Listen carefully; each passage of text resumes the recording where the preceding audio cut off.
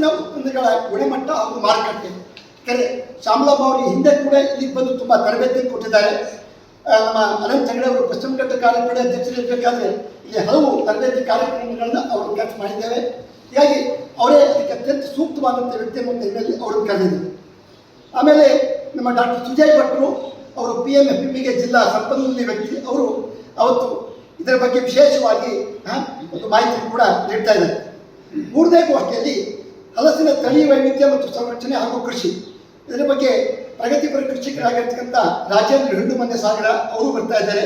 ಹಾಗೆ ನಮ್ಮವರಾಗಿರ್ತಕ್ಕಂಥ ಡಾಕ್ಟರ್ ರಾಜೇಂದ್ರ ಹೆಗಡೆ ನೈಗಾರ್ ಸಾಲ್ಕಂಡ್ ಅವರು ಕೂಡ ಭಾಗವಹಿಸ್ತಾ ಇದ್ದಾರೆ. ನಾಲ್ಕನೇ ಗೋಷ್ಠಿ ನಮ್ಮ ಕೃಷಿ ನವೋದ್ಯಮಗಳ ಒಂದು ಸಮಾವೇಶ.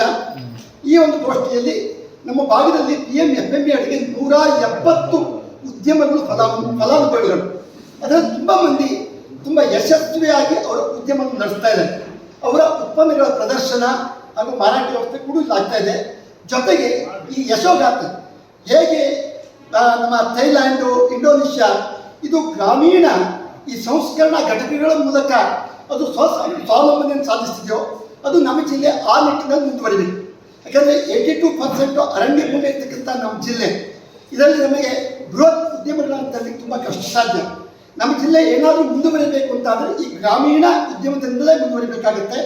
ಆ ಹಿನ್ನೆಲೆಯಲ್ಲಿ ಈ ಯಶೋಗಾಥೆಯನ್ನು ಮುಂದಿಟ್ಟು ಮುಂದಿನ ದಿನದಲ್ಲಿ ನಾವು ಯಾವ ರೀತಿ ಮುಂದುವರಿಬೇಕು, ಪ್ರತಿ ಹಳ್ಳಿ ಕೂಡ ಒಂದು ಉದ್ಯಮ ಕೇಂದ್ರ ಆಗಿ ಬೆಳಿಬೇಕು. ಈ ನಿಟ್ಟಿನಲ್ಲಿ ನಾವು ಯೋಚನೆ ಮಾಡೋಣ.